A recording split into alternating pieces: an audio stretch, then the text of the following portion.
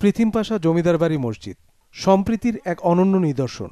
এই মসজিদে শত বছরের বেশি সময় ধরে একসঙ্গে পাশাপাশি সময়ে নামাজ আদায় করেন শিয়া ও সুন্নি অনুসারীরা। কাঁধে কাঁধ মিলিয়ে শত বছর ধরে ভ্রাতৃত্বের নিদর্শন ধরে রেখেছেন শিয়া ও সুন্নি সম্প্রদায়।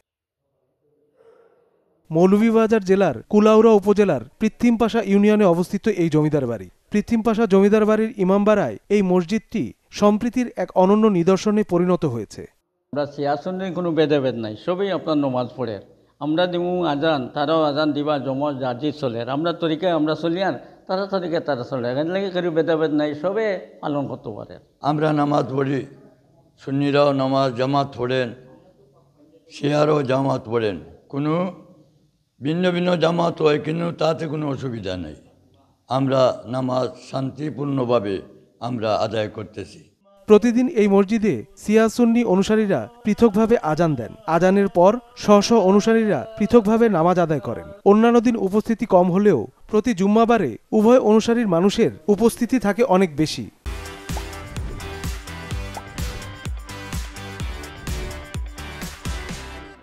এখানে মসজিদটা দীর্ঘ এটা ব্রিটিশ মুঘল আমলের গড়া মসজিদটা। এখানে আমি যতটুকু জানি শিয়া সুন্নি একসাথে নামাজ পড়ে এবং এলাকার মানুষগুলা গুলোর মধ্যে কোনো শিয়া সুন্নির কোনো ভেদাভেদ নাই। যখন শিয়ারা নামাজ শেষ করে এরপরে সুন্নিরা এখানে নামাজ পড়ে। এখানে আমরা শিয়া সুন্নি উভয় নামাজ পড়ি। যেহেতু আমরা একটা শিয়া সম্প্রদায়ের মানুষ, তারপরেও আমাদের শিয়া সুন্নিরা মিলেই এখানে আমরা একসাথে নামাজ পড়ি। আর শুক্রবারের সবচেয়ে বড় জামাত হয় যেটা শিয়ারা পড়ে, সুন্নিরা এখানে নামাজ পড়ে থাকেন। ধর্মীয় প্রচারের কাজের অংশ হিসেবে জমিদার বাড়ির সম্মুখে শান বাঁধানো বিশাল দিঘির পশ্চিম পারে মোগল ও পারস্য স্থাপত্যের আদলে নির্মাণ করা হয় এই মসজিদটি। 3 গম্বুজ বিশিষ্ট এই মসজিদটিতে রয়েছে নানা কারুকাজ ও নান্দনিক স্থাপত্য শিল্পের নিদর্শন।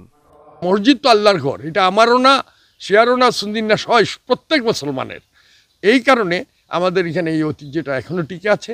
আমরা শিয়া সুন্নি সকলে মিলেই কিন্তু একই মসজিদে নামাজ পড়ি। হয়তো ধরেন অনেক সময় দেখবেন আমরা অনেক সময় শিয়া জামাতেও নামাজ পড়তেছি, অনেকে পড়তেছে সুন্নি, কিন্তু অনেকে তো আবার সেটা মেনে নেয় না। এর জন্য এখানে 2টা জামাত হয়। বিশেষ করে জুম্মাবারে 2জন ইমাম আছেন আমাদের। ধরেন ইসনা আশাশিরি শিয়ার যে ইমাম, উনি নামাজ পড়ান আমাদের, এবং এরপরে জুম্মা পরবর্তীতে ধরেন ওই টাইমেই একটু আগে পিছে করে ওনারা ওই আপনার ওনাদের ইমাম আছেন হানাফি মদের, উনি নামাজ পড়ান। এই মসজিদে নামাজ আদায় করেছেন ইরানের তৎকালীন রাজা রেজা শাহ পেহলভি, তৎকালীন পূর্ব পাকিস্তানের সেনাপ্রধান জেনারেল আইয়ুব খান, পূর্ব পাকিস্তানের গভর্নর খাজা নাজিম উদ্দিন।